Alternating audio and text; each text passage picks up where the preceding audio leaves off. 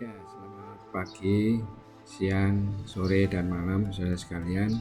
Saya akan melanjutkan mata kuliah ini, hidrogeologi.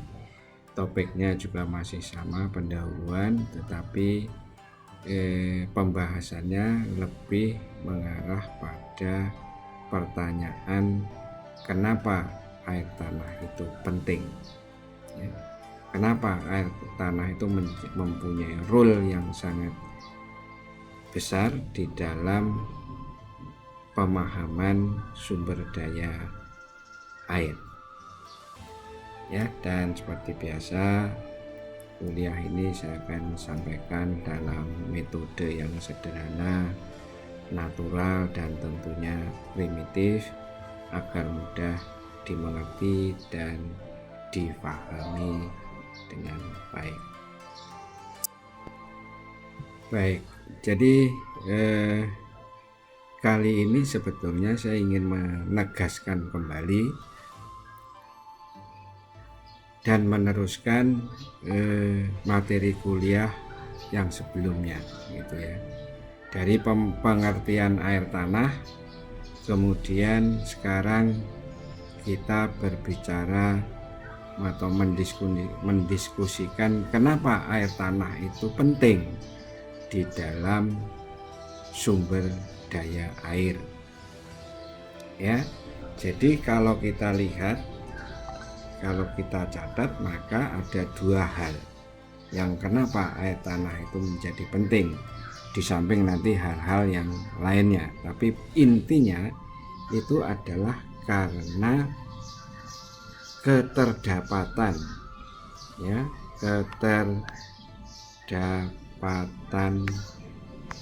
air tanah ya, dalam penyebaran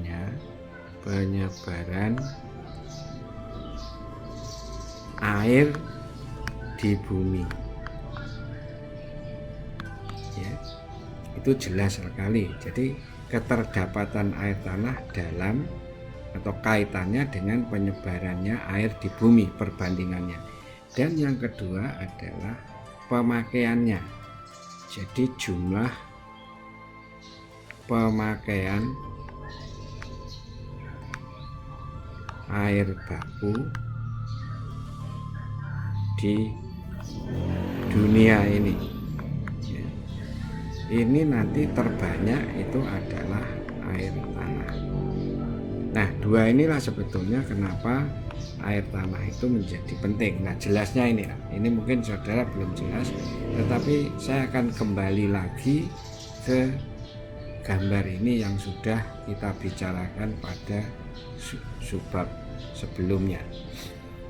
Ya, jadi saudara harus ingat bahwa sumber daya air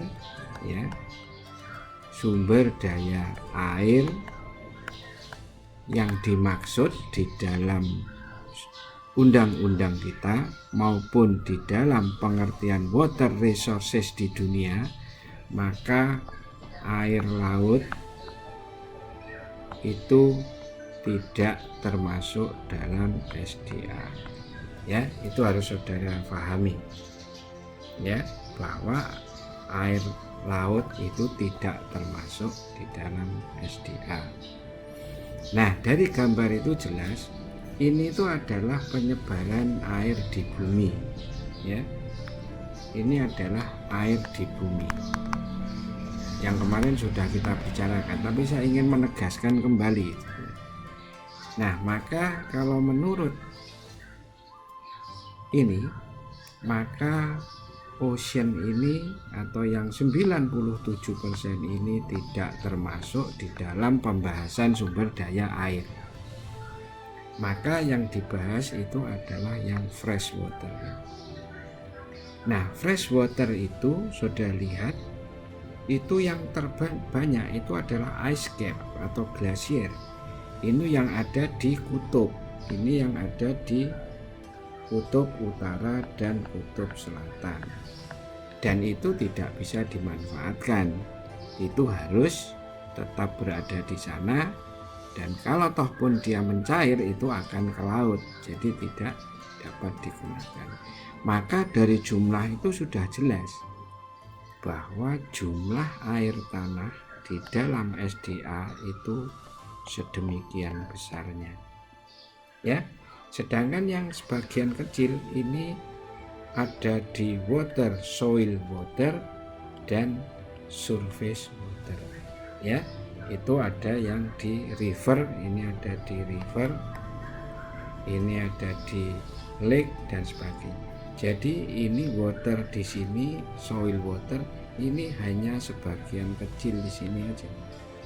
Jadi sumber daya air itu adalah sebetulnya sebagian besar, ya, itu adalah air tanah. Jadi ini menjadi sumber apa? Sumber air baku untuk memenuhi kehidupan makhluk hidup di dunia ini.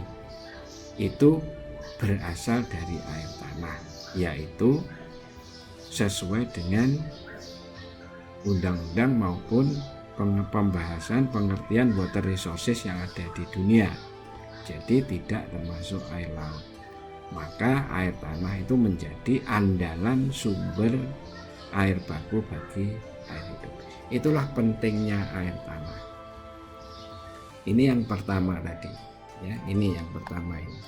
Nah, sekarang yang kedua ini. Yang kedua ini, mari kita lihat. Nah, yang kedua ini sebetulnya itu bisa kita lihat pada penjelasannya pada slide ini, ya. Jadi pada dasarnya sumber air, ya, sumber air itu dibagi menjadi dua biar gampang, gitu ya. Biar gampang itu dibagi dua, sumber air di dalam sumber daya air. Pembagian untuk penyederhanaan itu adalah air permukaan dan air tanah. Nah, air permukaan itu apa ya? Yang air sungai, danau, kolam, air hujan dan sebagainya itu dimasukkan di dalam kelompok air permukaan.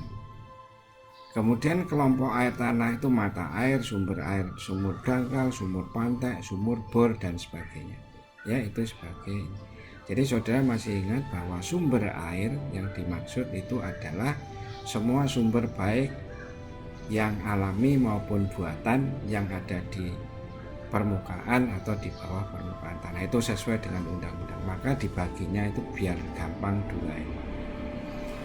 Nah, kemudian kalau saudara lihat di sini, ya, dari pemanfaatan sumber air di dunia tadi yang sudah saya sampaikan tadi, untuk memenuhi kehidupan itu sebagian besar itu berasal dari air tanah. Itu sekitar 70%. Ini pembulatan ya supaya gampang di dalam menghitung. Ini sebenarnya pembulatan aja. Nah, dari mata air itu 20%. Nah, mata air itu sebetulnya juga air tanah. Nah, nanti definisinya nanti akan saya bahas sendiri. Kenapa kok mata air dalam mata air itu masuk dalam air tanah. Air permukaan itu 10%. Jadi kalau sudah lihat di sini, air tanah itu digunakan untuk memenuhi pemanfaatan sumber air di dunia itu hampir 90%-an. Yang lain itu sebetulnya 2%, jadi sekitar 10%. Sekali lagi ini pembulatan. Jadi dari gambar ini terlihat bahwa air tanah itu menjadi sangat penting karena sebagai sumber air baku utama untuk memenuhi makhluk hidup ini. Gitu ya. Nah, maka dari uraian tadi maka sudah jelas ini nomor 2 ini, bahwa jumlah pemakaian air baku di dunia itu adalah air tanah yang mencapai plus minus 90% tadi. Ya, nah sekarang bagaimana perbandingan air tanah dan air permukaan? Kita lihat di sini.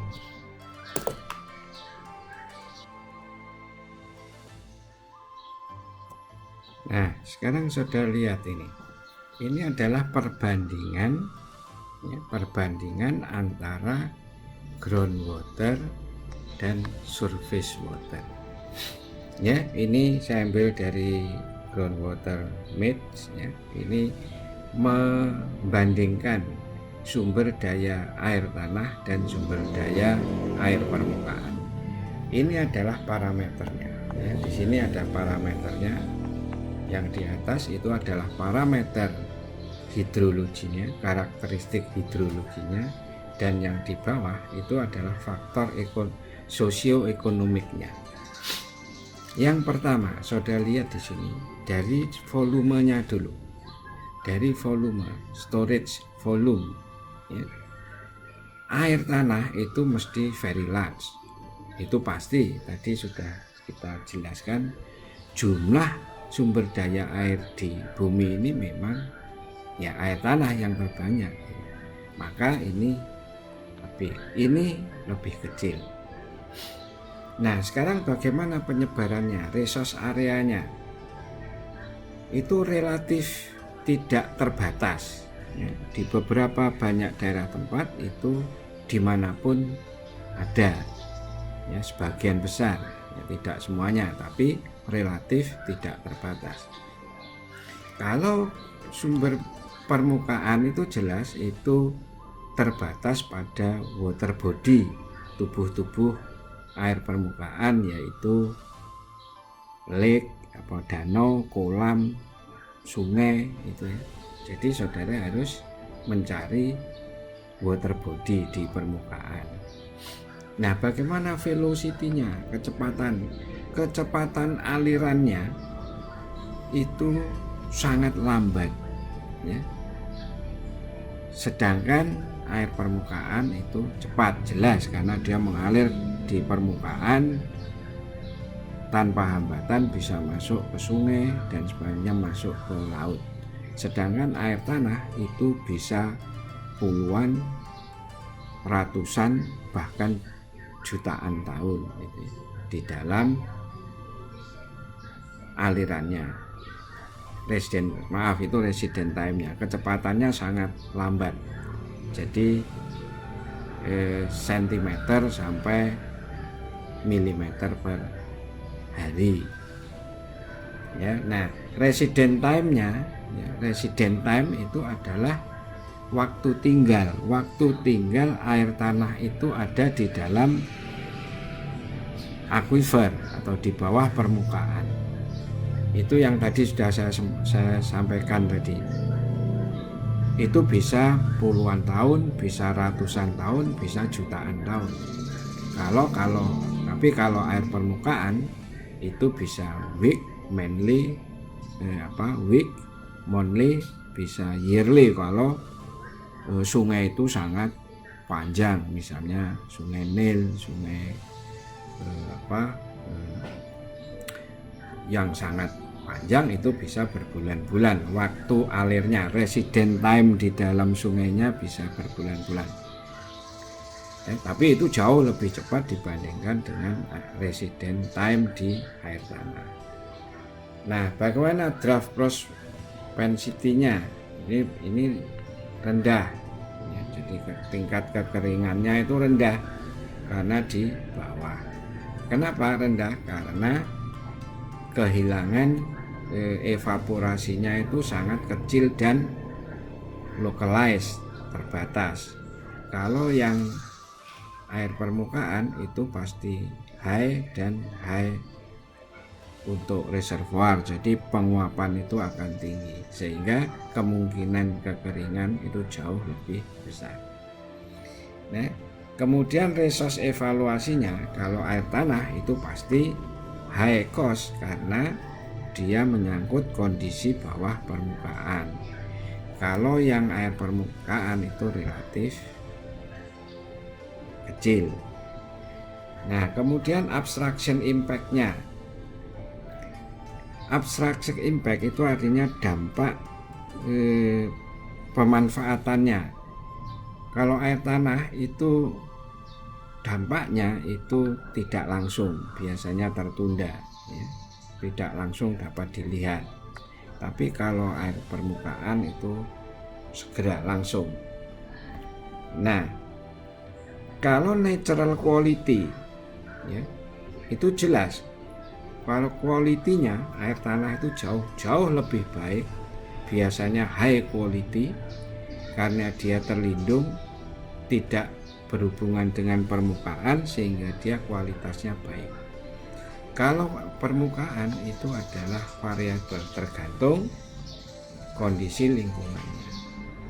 Kemudian kerentanan terhadap polusi, ya ini biasanya tergantung dari natural protection-nya. Jadi kondisi geologi hidrogeologi di bawah permukaan. Kalau surface water itu jelas tidak terproteksi. Jadi tidak ada proteksi di dalam pollution protection-nya gitu ya. Nah, kemudian pollution resistance-nya ini adalah ekstrim, ini transmissible.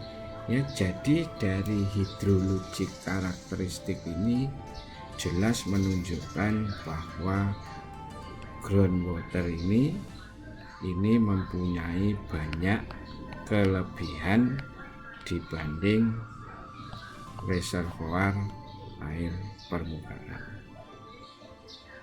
Nah, sekarang kalau kita lihat dari sosioekonomik faktornya, bagaimana public perception-nya terhadap air tanah. Nah, itu ada yang mystical, ada unpredictable.